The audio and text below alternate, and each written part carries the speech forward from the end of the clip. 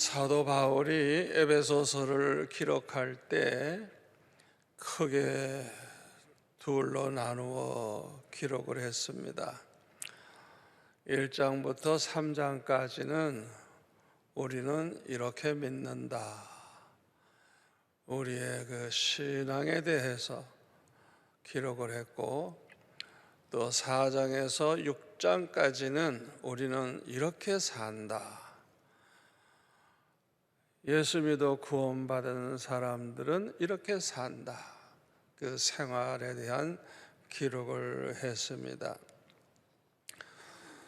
요한복음 3장 16절에 보면 하나님이 세상을 이처럼 사랑하사 독생자를 주셨으니 누구든지 저를 믿는 자마다 멸망치 않고 영생을 얻는다고 말씀을 하신 이 예수님의 말씀은 죄로 말미암아 멸망할 수밖에 없는 인류에게 구원의 소망을 주는 복음이었습니다.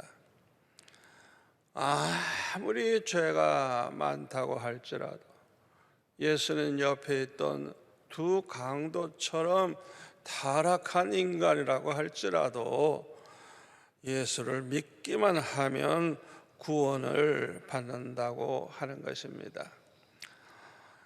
이 세상에서 이보다 더 복되고 더 귀한 복음이 어디 있겠습니까?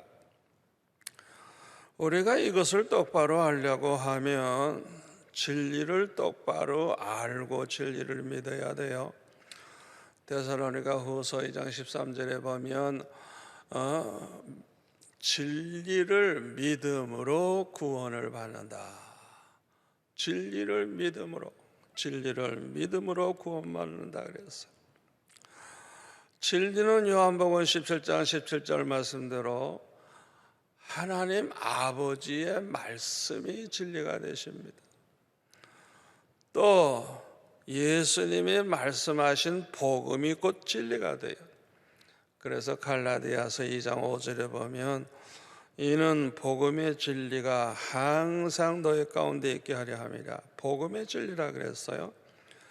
갈라디아서 2장 14절에 보면 그러므로 나는 그들이 복음의 진리를 따라 바르게 행하지 아니함을 보고 모든 자 앞에서 게바에게 이르되 내가 유대인으로서 이방인을 따르고 유대인답게 살지 아니하면서 어찌하여 억지로 이방인을 유대인답게 살게 하려느냐, 이렇게 책망을 했다고 기록을 하고 있습니다. 특별히 예수님은 요한복음 14장 6절에 내가 곧 길이요 진리요 생명이니 나로 말미암지 않고는 아무도 내 아버지께 올 자가 없다고 하신 이 말씀을 믿어야 돼요.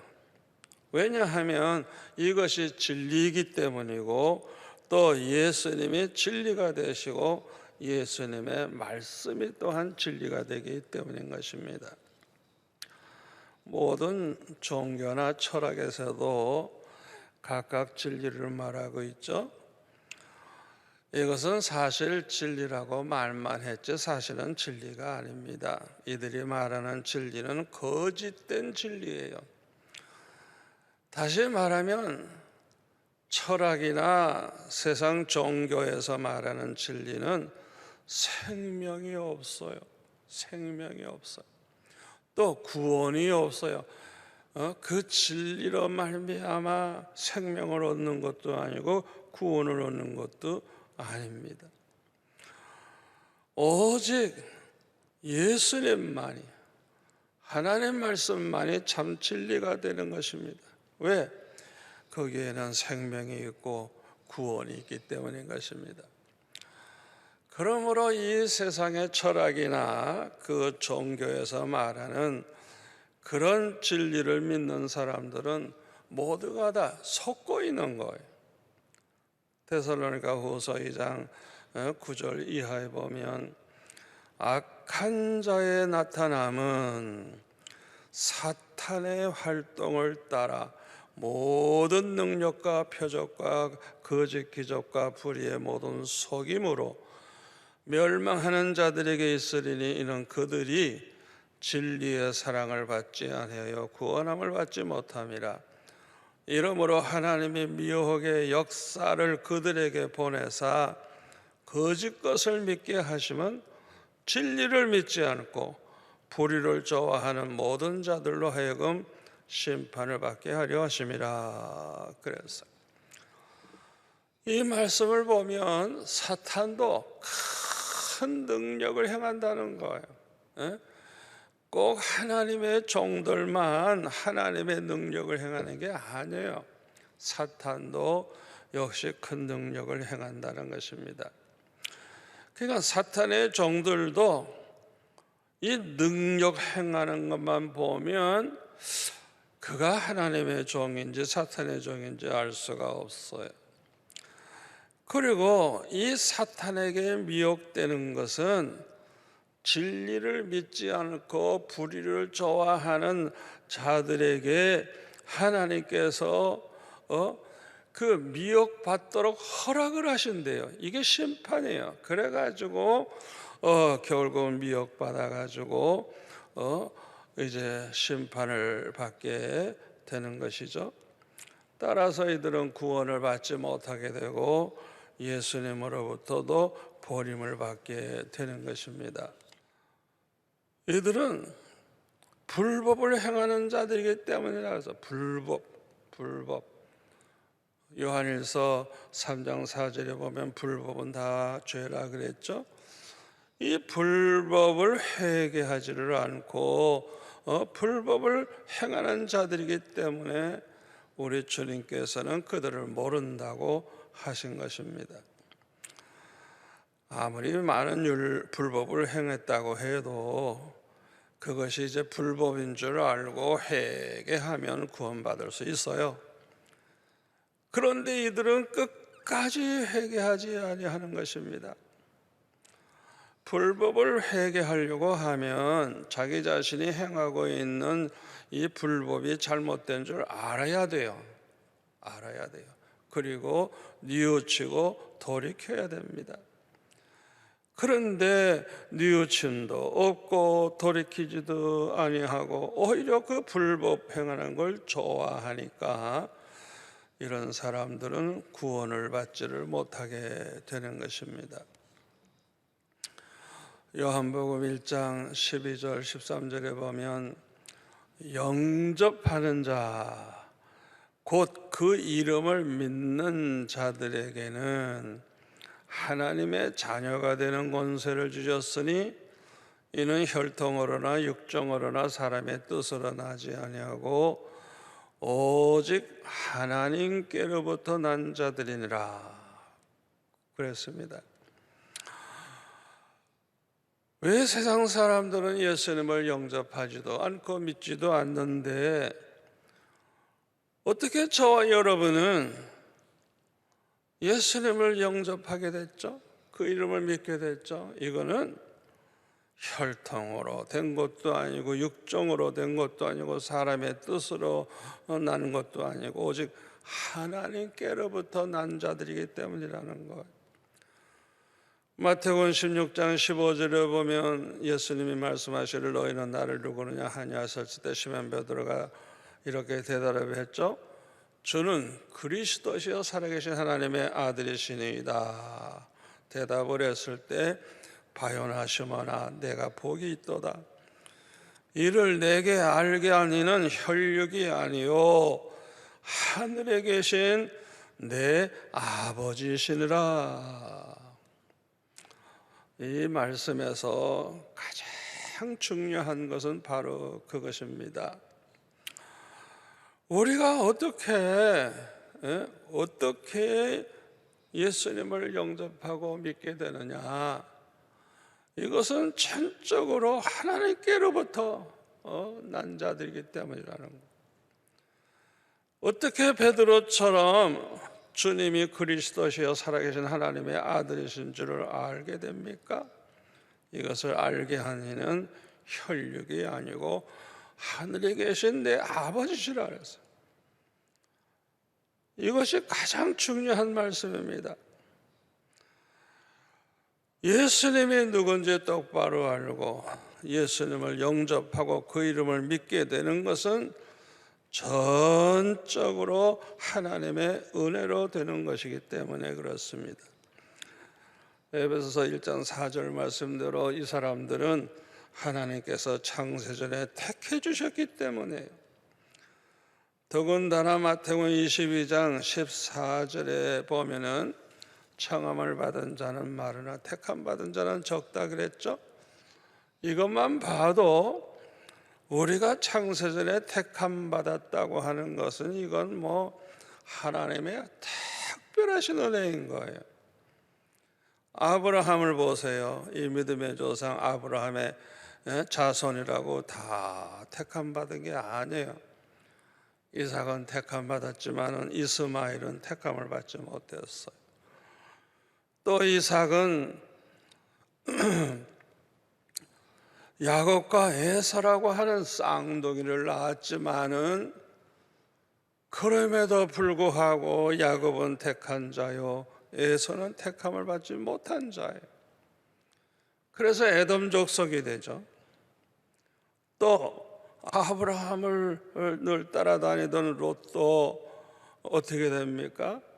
두 아들을 낳았는데 모압 조상과 암몬 조상이 되고 말았죠. 그러니까 택한 자가 너무 적은 거예요. 아브라함의 자손이라도 택함 받은 자는 소수지 다수가 아닙니다.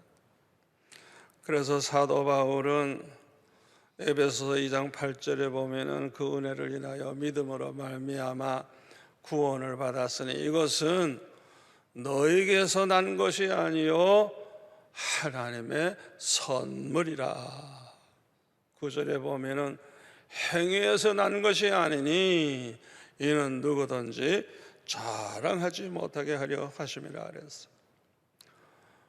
또 에베소서 2장 5절에 보면은 너희는 은혜로 구원을 받은 것이라.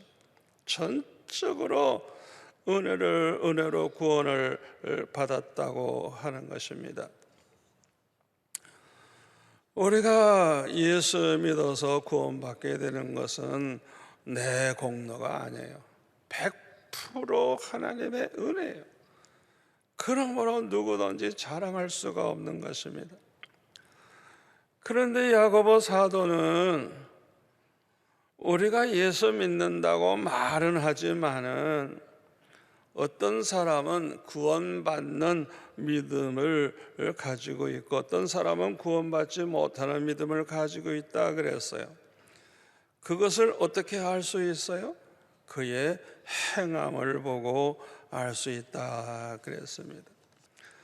다시 말하면 우리의 믿음이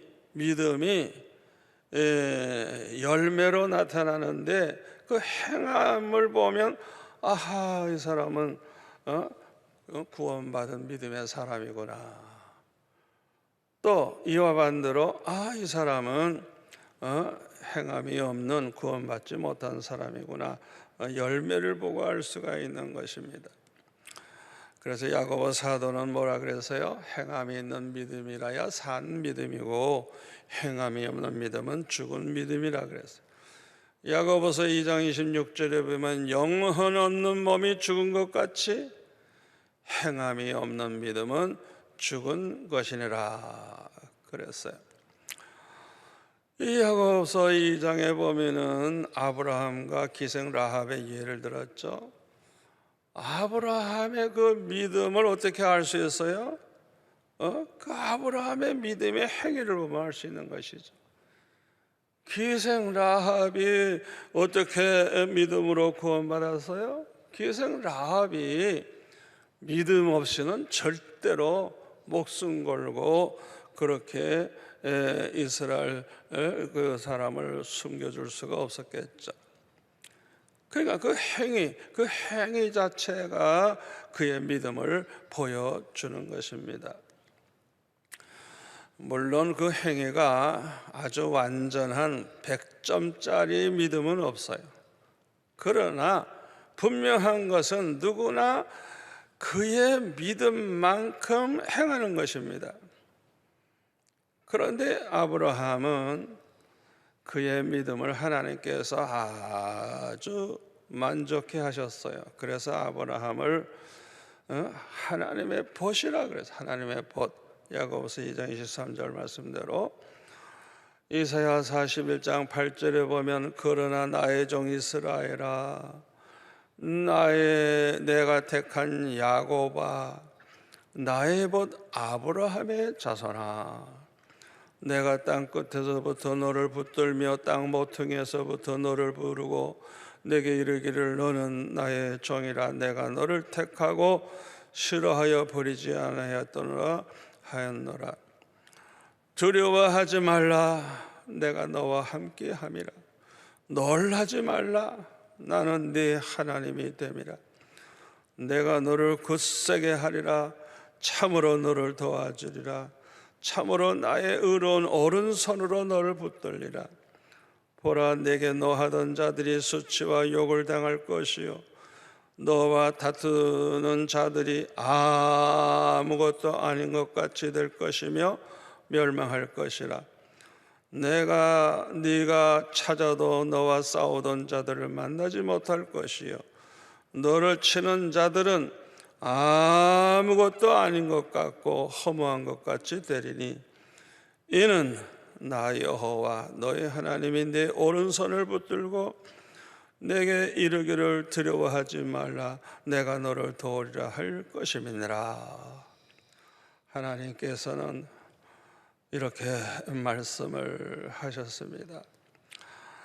우리 하나님께서는요, 믿음을 가진 자를 그렇게 기뻐하세요. 하나님을 믿어주는, 하나님을 믿는 믿음을 가진 사람들을 너무너무 기뻐하시고 이렇게 놀라운 축복을 약속하고 계시는 것을 알 수가 있습니다.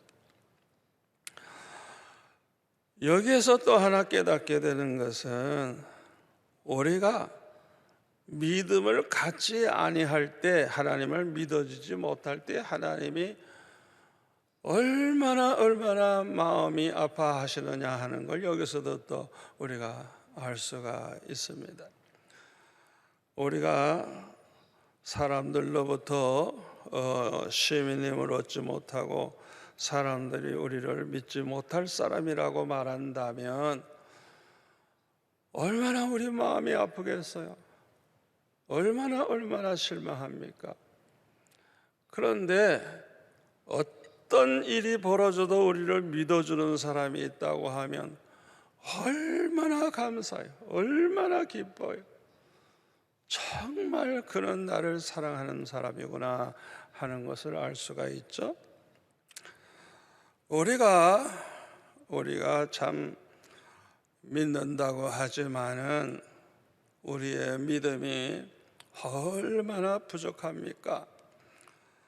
아브라함의 믿음을 보면 굉장한 것 같은데 거기에 비하면 우리는 너무나도 믿음이 작죠. 그런데 마태복음 17장 18절 이하에 보니까 제자들이 쫓아내지 못하던 그 간질병을 가져온 귀신을 쫓아내지 못하던 그 귀신을 꾸짖으시는 순간에 귀신이 나가고 아이가 깨끗하게 나왔다 그랬어요. 그때 제자들이 종용이 예수님께 나와서 질문을 하죠. 우리는 어찌하여 쫓아내지 못하였나이까? 이르시되 너의 믿음이 작은 까닭이니라. 진실로 너에게 이르노니 만일 너에게 믿음이 겨자씨 하나만큼만 있어도 이 산을 명하여 여기서 저기로 옮겨지라 하면 옮겨질 것이요 또 너희가 못할 것이 없으리라. 주님이 이렇게 말씀을 해주셨어요. 저는 이 말씀을 볼 때 얼마나 위로가 되고 얼마나 감사한지 모르겠어요. 이야, 우리가 꼭 믿음이 아브라함과 같이 좋아야만 구원받는 게 아니구나. 겨자씨만한 믿음, 우리가 눈이 좋아야 보이지 눈이 안 좋으면 그 겨자씨 보이지도 않아요. 왜? 먼지같이 작아서. 그렇게 작은 믿음이라도 믿음이 있는 사람은 산을 옮긴다는 거예요.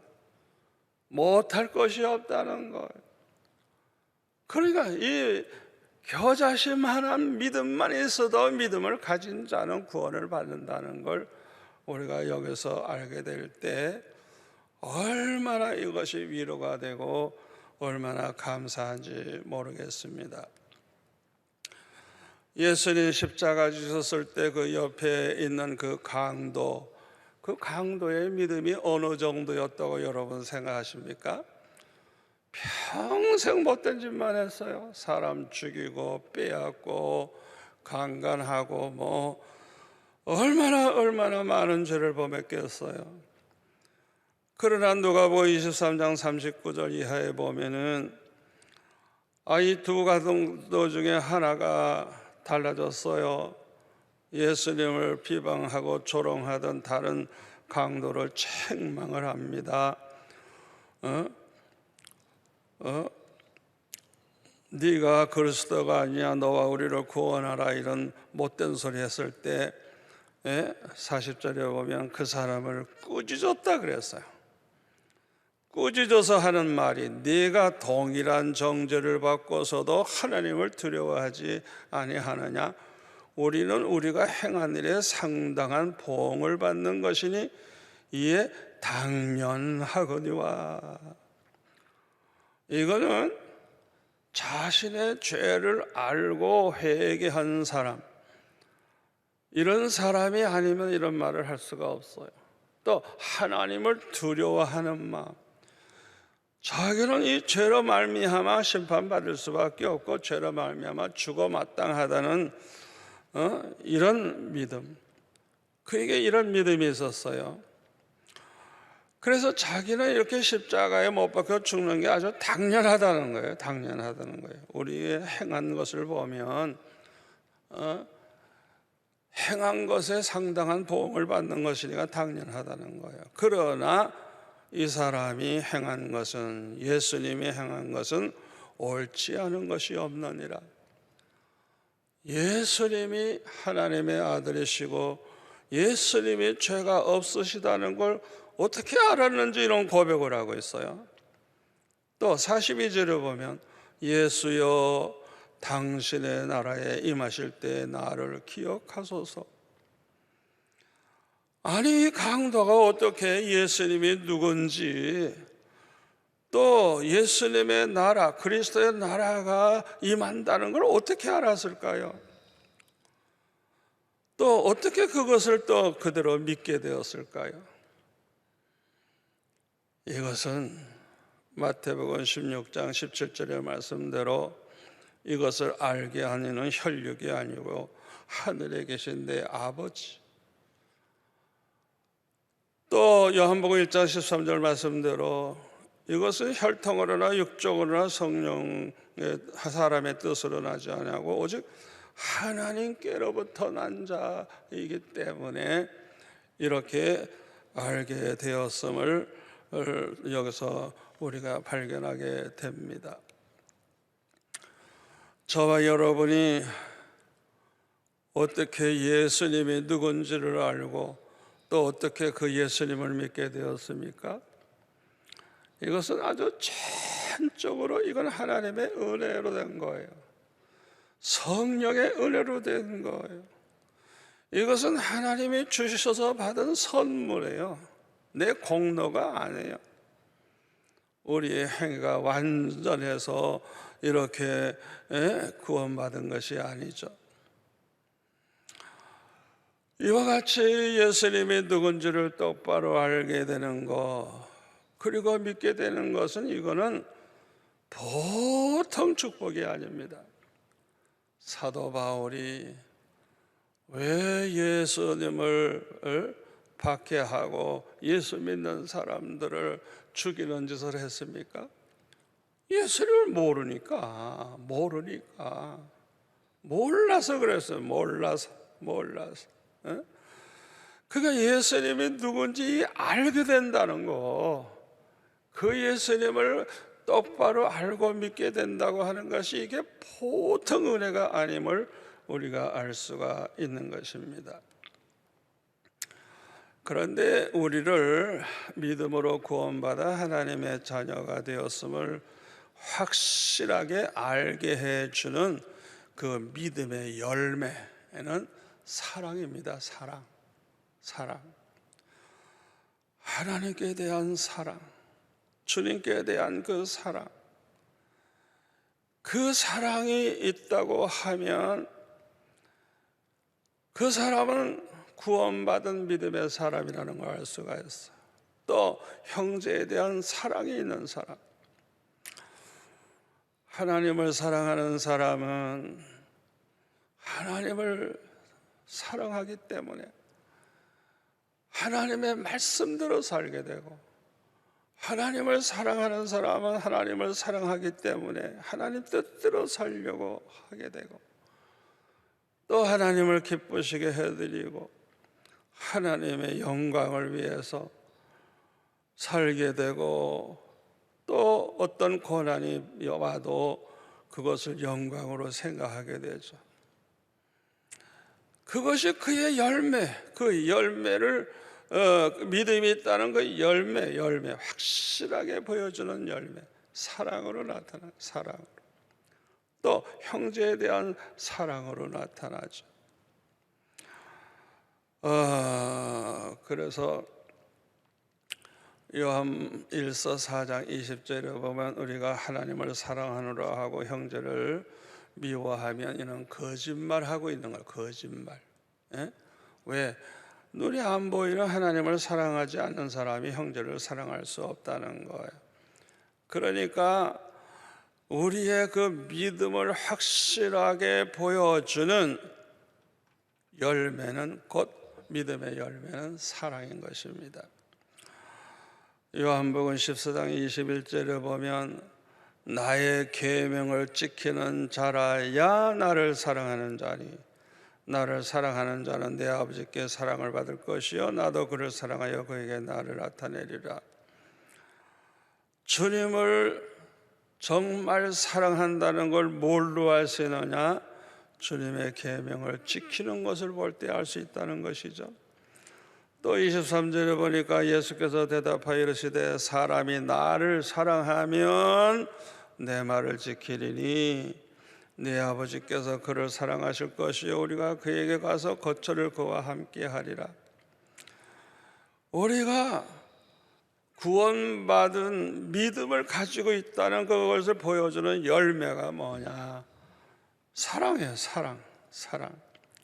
주님을 사랑하기 때문에 주님의 계명을 기쁨으로 지키고, 주님을 사랑하기 때문에 주님 말씀에 순종을 하게 되는 것이죠. 주님의 계명은 내가 너희들을 사랑한 것처럼 너희들도 서로 사랑하라 하는 것인데, 요한일서 3장 10절에 보면 하나님의 자녀와 마귀의 자녀가 드러나나니, 그 사람이 구원받은 믿음을 가진 하나님의 자녀인지 아니면 구원받지 못한 마귀의 자녀인지 어떻게 알 수 있느냐? 거기 14절 말씀대로 형제를 사랑함으로 사망에서 옮겨 생명으로 옮겨진 줄을 알거니와 사랑하지 아니하는 자는 사망에 머물러 있느니라. 그러니까 형제를 사랑하느냐 안 하느냐 그거 보면 이 사람이 정말 구원받은 하나님의 자녀인지 아닌지 알 수 있다는 것이죠. 요한복음 5장 24절에 보면 내가 진실로 너에게 이르노니 내 말을 듣고 또 나 보내신 이를 믿는 자는 영생을 얻었고 심판에 이르지 아니하나니 사망에서 생명으로 옮겼느니라.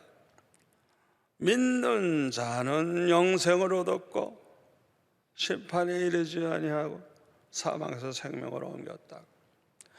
그러니까 정말 믿는 사람이라는 걸 어떻게 알 수 있어요? 형제를 사랑하는 걸 보면 형제를 사랑함으로 사망에서 생명으로 옮겨진 줄을 안다. 얼마나 분명하게 우리에게 말씀해 줍니까?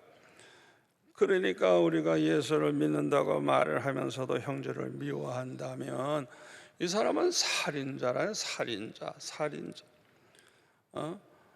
이런 사람에게는 영생에 거하지 아니하는 줄 너희가 다 아는 바라 그랬어요.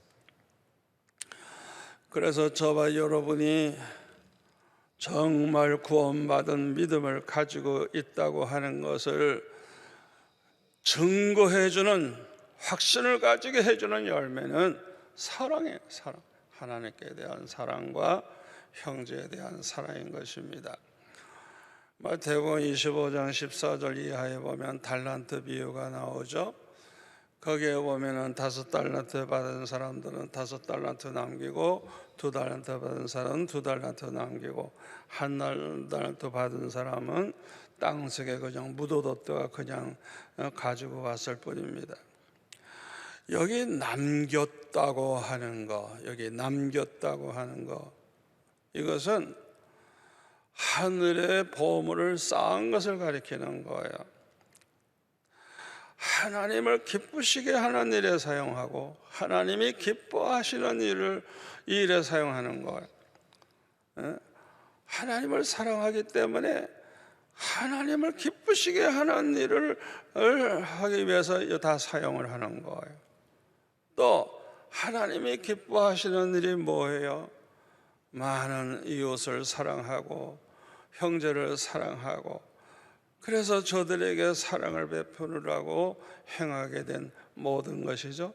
이런 데 사용한 모든 것은 다 하늘에 쌓아 놓은 것과 같아서 장차 우리가 주님을 만날 때 우리가 주님 앞에 이렇게 내놓을 수 있는 거예요. 주님, 우리가 5달란트 받았는데 5달란트 이렇게 남겼습니다 하고 이제 이렇게 보고를 하게 되는 것이죠. 그러나 1달란트 받은 사람은 아무것도 남긴 게 없어. 자기를 위해서 쌓아놓고만 있었지 하나님 기뻐하시는 일에 사용하지 않았어요. 보물을 하늘에 쌓아두는 일을 하지 않았어요. 그래서 그는 결국에는 버림받고 이제 참 평생 울며 이를 가는 자가 되었죠. 우리가 여기에서 궁금한 게 있어요. 하나님이 주신 모든 것을 다 주님과 복음을 위해서 다 바치며 산다고 하면 아니 도대체 우리가 어떻게 먹고 사느냐 이거예요. 여기에는 비밀이 있어요. 그게 뭐냐 하면 마가복음 10장 29절 30절에 보면 주님과 복음을 위해서 산 사람들에게 100배의 복을 주신다. 100배. 우리가 세상의 은행에다도 쌓아둬도 우리가 이자를 받죠. 그런데 하늘에 쌓아두면 이 천국 은행 이자는 100배의 축복이에요. 100배의 축복. 그러니까 그런 사람은 먹고 사는 걱정을 할 필요도 없고 걱정할 기회도 오지 않는 거예요. 이건 주님의 신실하신 약속의 말씀, 반드시 그렇게 되는 것입니다. 또 마태복음 25장 31절부터 46절까지도 보면 장차 예수님이 재림하실 때에는 심판주로 오셔서 양과 염소로 나누듯이 모든 사람, 하나님의 백성과 마귀의 백성으로 다 이렇게 나누어지게 된다 그랬어요. 그런데 그 내용을 가만히 보면은 형제를 사랑하는 마음이 있느냐 없느냐, 사랑을 가지고 살았느냐 살지 않았느냐, 그게 바로 양과 염소를 나누는 기준이 된다는 걸 알 수가 있습니다. 요한일서 3장 17절에 보면은 누가 이 세상의 재물을 가지고 형제의 궁핍함을 보고도 도와줄 마음을 닫으면 하나님의 사랑이 어찌 그 속에 거하겠느냐? 자녀들아, 우리가 말과 혀로만 사랑하지 말고 행함과 진실함으로 하자 그랬습니다. 다시 말하면 실천해야 된다는 것이죠. 말만 하고 행함이 없으면 그게 어떻게 그게 사랑이냐 이거죠. 참 선지자와 거짓 선지자를 구별하는 것도 마찬가지예요. 참 선지자와 거짓 선지자를 어떻게 알죠?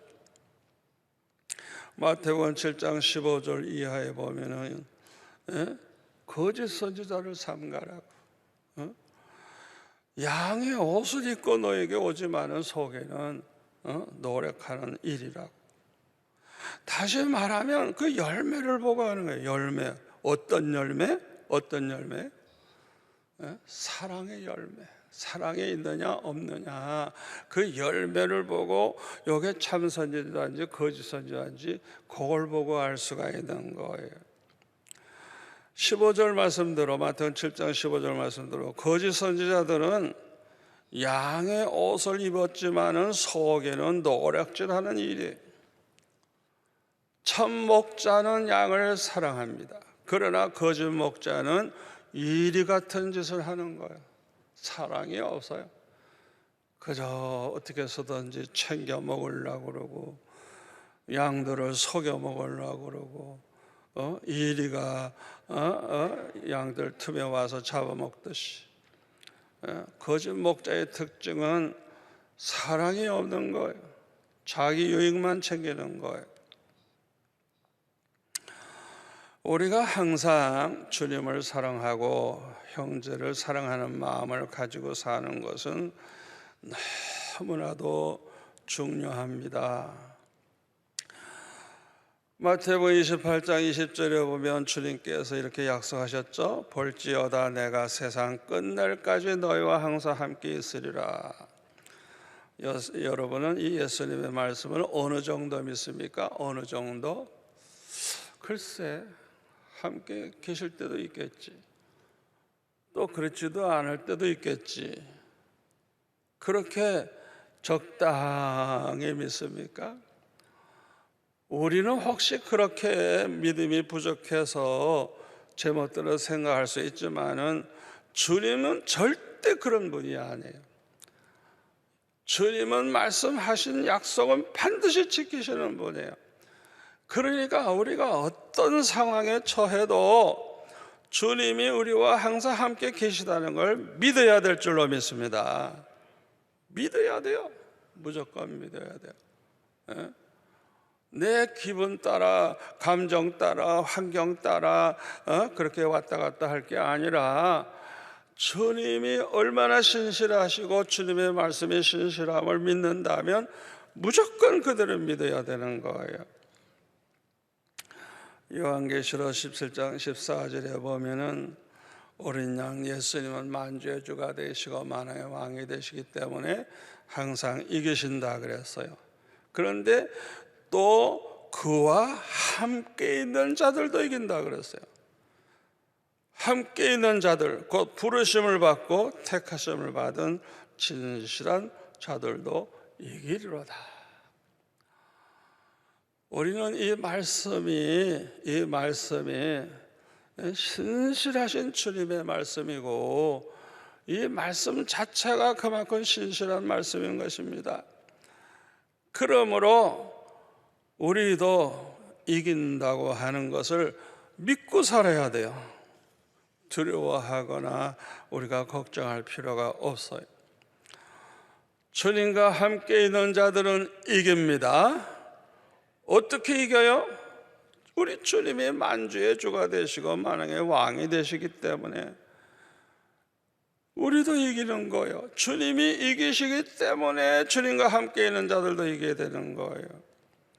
교회의 머리가 되시는 주님이 이기시기 때문에 음부의 권세가 주님의 몸된 교회를 이길 수가 없는 거예요. 교회 자체만 보면 뭐 힘도 없고 뭐 그저 때리면 맞고 그저 죽이면 죽을 수밖에 없다고 생각하기 쉽지만은 우리 주님은 약속하셨어요. 음부의 권세가 절대로 주님의 몸된 교회를 이길 수 없다 그랬어요. 우리는 주님을 믿기 때문에, 주님의 이 약속의 말씀을 믿기 때문에 승리한다고 하는 것을 확신하고 살아야 될 것입니다. 자, 그러면 믿음으로 구원받은 하나님의 자녀들이 어떻게 살아야 하나? 오늘 에베소서 4장 1절부터 3절까지 보면은, 그러므로 주 안에서 갇힌 내가 너희를 권하노니 너희가 부르심을 받은 일에 합당하게 행하여 모든 겸손과 온유로 하고 오래 참음으로 사랑 가운데서 서로 용납하고 평안에 매는 줄로 성령이 하나 되게 하신 것을 힘써 지키라. 그래서 성령이 하나 되게 하신 것을 힘써 지키라, 하나 되라고 이렇게 말씀하고 있습니다. 우리가 어떤 마음을 가지고 사느냐 하는 것은 너무나도 중요합니다. 우리가 사랑하는 마음으로 가득 찬 아름다운 마음을 가진다고 하면 얼마든지 이 세상을 아름다운 세상으로 만들 수가 있어요. 중요한 것은 우리가 어떤 마음을 가지고 있느냐는 거예요. 우리 마음에 아름다운 마음이 있다면 얼마든지 아름다운 가정을 만들 수도 있고, 아름다운 교회를 만들 수도 있고, 아름다운 사회를 만들 수 있는 거예요. 중요한 건 우리 마음이에요. 마음. 어떤 마음을 가지고 있느냐. 중요한 것은 우리가 사랑하는 마음, 사랑의 안경을 쓰고 사랑하는 마음으로 사람을 볼 때 우리가 용납 못할 사람이 없죠. 그래서 아름다운 세상으로 만들 수가 있는 것입니다. 예수님은 하나가 되게 하기 위해 이 세상에 오셨습니다. 하나님과 우리 사이에 하나가 되고, 우리와 우리 사이에 하나가 되고, 유대인과 이방인 사이에 하나가 되도록 하기 위해서 우리 예수님은 오셨어요. 그래서 요한복음 17장 11절에 보면 십자가에 못 박히시기 직전에 이렇게 기도하셨습니다. 나는 세상에 더 있지 아니하오나 그들은 세상에 있사옵고 나는 아버지께로 가옵나니 거룩하신 아버지여, 내게 주신 아버지의 이름으로 그들을 보존하사 우리와 같이 그들도 하나가 되게 하옵소서. 성부, 성자, 성령이 언제나 하나이신 것처럼 우리도 다 하나가 되게 해달라고 우리 주님이 기도하셨습니다. 로마서 5장 10절에 보면 우리가 원수 되었을 때, 이거는 가장 안 좋은 관계죠. 원수 되었을 때 십자가에 못 박혀 죽으심으로 하나님과 우리 사이를 화목되게 해주셨다. 주님은 십자가에 못 박혀 죽으시면서까지 하나 되게 하기 위해서 이렇게 하셨다는 거예요. 예수님의 소원은 우리 모두가 다 하나가 되는 것입니다.